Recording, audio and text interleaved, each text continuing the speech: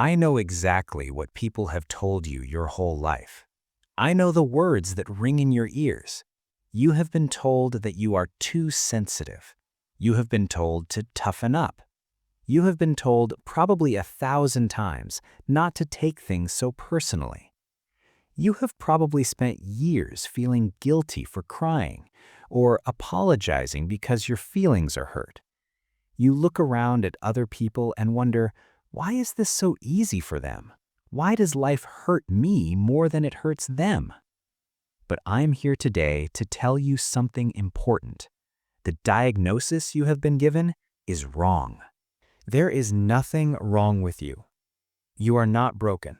You are not weak. And you are certainly not a mistake.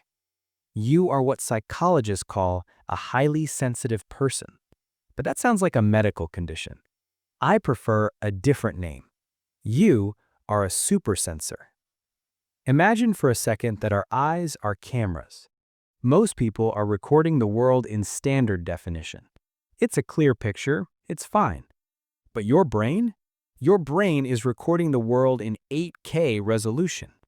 And today, I want to show you the simple science that proves your sensitivity is not a defect. It is actually a high-performance radar system that the world desperately needs. To understand yourself, we have to look at your hardware, your brain, because this isn't just about your personality, it is biology. Research shows that your brain actually works differently than 80% of the population. Think of the human brain like a computer or a phone. Most people have a standard operating system. It works well, it saves battery, it gets the job done. But you have a different operating system.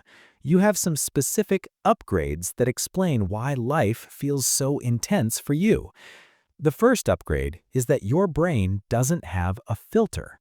Scientists have a fancy name for this, but simply put, your brain lets everything in.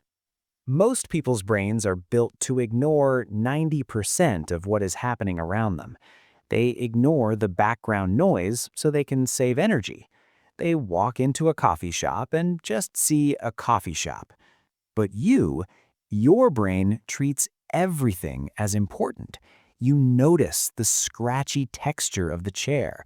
You hear the hum of the refrigerator in the corner. You smell the burnt coffee. You feel the angry mood of the person sitting 3 tables away. You process all of it, all at once. This is why you get overwhelmed. It's a lot of data. But this is also why you notice the beauty, the small details, and the solutions that everyone else misses.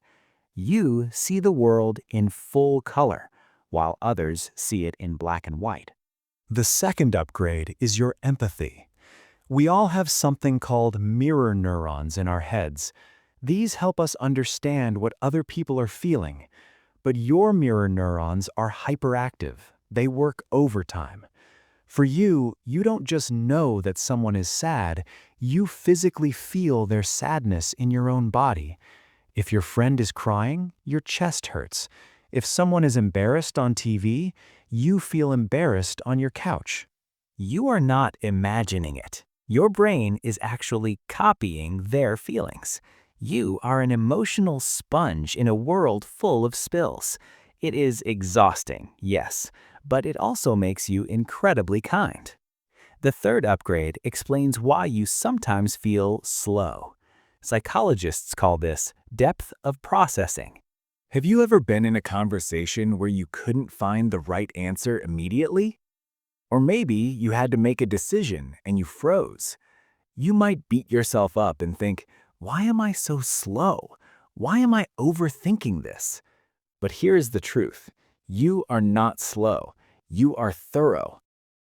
You are predicting what might happen next week. You are analyzing the tone of voice and the hidden meaning of the words. You aren't hesitating because you are confused. You are hesitating because your brain is running a massive, complex simulation to find the best possible answer. That isn't a bug in your system. That is high-level intelligence. Now, you might be asking a big question. If being sensitive makes life so hard, why are we built this way?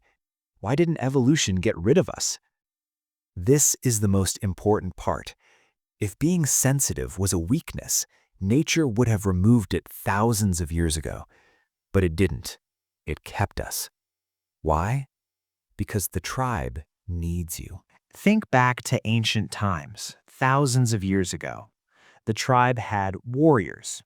These were the non-sensitive people. They were bold, they took risks, they were essential for hunting and fighting. But imagine a tribe made of only warriors. They would rush into danger without a plan. They would eat the poisonous berries because they looked good.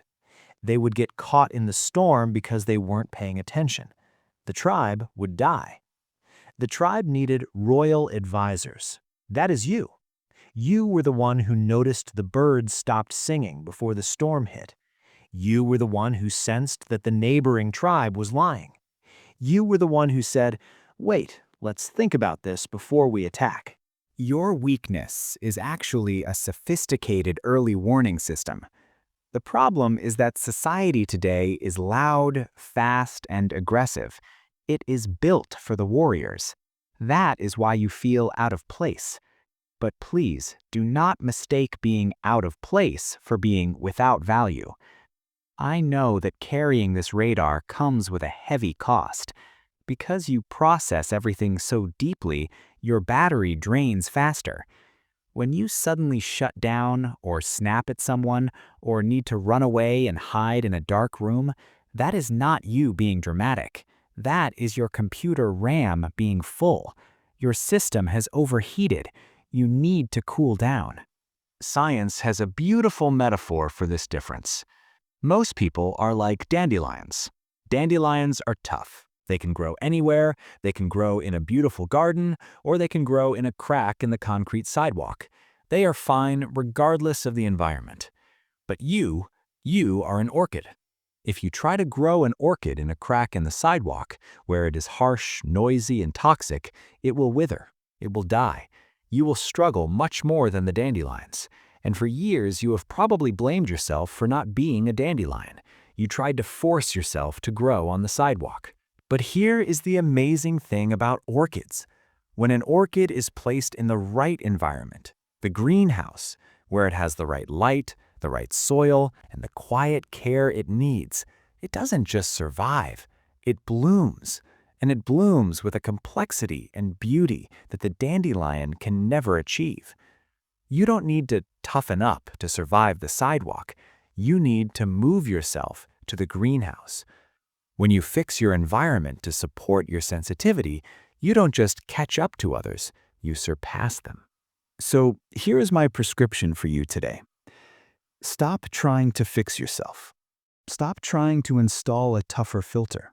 You cannot change your biology, and you shouldn't want to. The world has enough numbness. We don't need you to be thicker-skinned. We don't need you to be a warrior. We need you to be exactly who you are. But you must protect your gift. You need to build boundaries. You need to honor your need for silence. You need to say no without feeling guilty. And the next time someone tells you that you are too sensitive, I want you to take a deep breath. I want you to smile internally, and I want you to remember the truth. You do not have a defect. You are just seeing the world in 8K resolution. In a world that is becoming more and more disconnected, your ability to feel is not a burden. It is the very thing that makes you human. It is your superpower.